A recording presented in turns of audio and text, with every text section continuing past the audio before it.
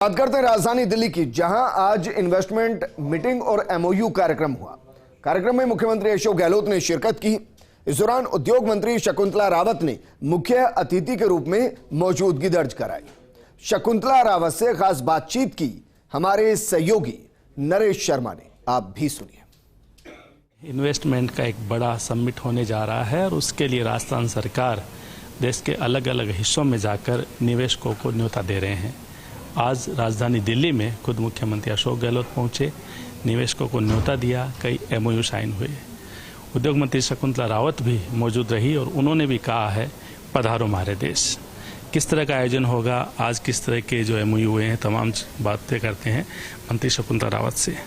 देश की राजधानी में आज आप हैं, निवेशकों को न्योता देने आए हैं कि राजस्थान की राजधानी में आइए, क्या करने जा रहे हैं आप? आज हम पूरे भारत देश की राजधानी में आए हैं और एक जो हमारा स्लोगन है राजस्थान का कि पधारो हमारे देश यार, तो हम एक न्योता इनवाइट जो होता है कि भाई जो भी इन्वेस्टर्स है जो अपनी कंपनी वहाँ स्थापित करना चाहता है, तो राजस्थान सरकार के मुख्यमंत्री अशोक गहलोत जी और राजस्थान सरकार कांग्रेस पार्टी सरकार ये जो सुविधाएं दे रही है इन्वेस्टर्स को, जो इन्वेस्टर्स आ रहा है उसे रेप्स हो, एमएसएमई हो, मुख्यमंत्री लघु प्रोत्साहन योजना हो, स्टाम्प ड्यूटी पे छूट देना हो, चाहे किसान वो कृषि कर है उस पे छूट देना हो, तो ये इस तरीके की जो 5 साल के लिए उससे कोई कागजों की किसी तरीके की कोई जांच परख नहीं होगी, वो अपनी कंपनी आराम से स्थापित करे, 5 साल के अंदर अंदर वो अपनी कागजी कार्यवाही पूरी करे।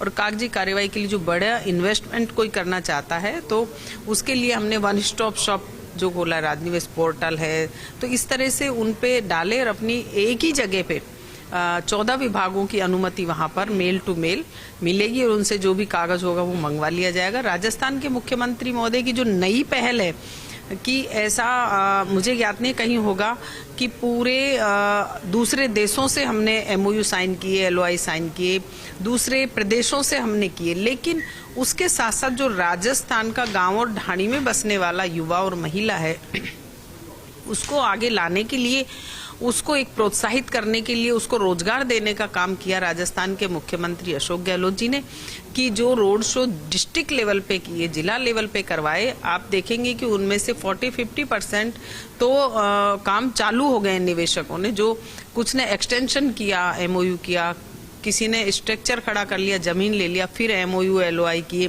तो वो काम चालू हो गया। और वहाँ काम वो करेगा डिस्ट्रिक्ट लेवल पे, जो गांव का, जो तहसील का जो आदमी है वो निकल के आएगा और वहाँ के युवा और महिलाओं को रोजगार मिलेगा। ये नई पहल है और इसके तहत हम खुद भी राजस्थान, पूरे राजस्थान में सभी कलेक्टर्स से मैंने बात की है, सभी से, और सारे अधिकारियों से भी बात करते हैं, आरएम और जीएम से भी बात करते हैं, संभागीय आयुक्तों से भी, वीसी के जरिए भी मैंने बात की है, जिससे कि हमारा इन्वेस्टर्स को किसी तरीके की कोई परेशानी नहीं हो, चाहे बिजली के क्षेत्र में हो, चाहे राजस्व के क्षेत्र में हो।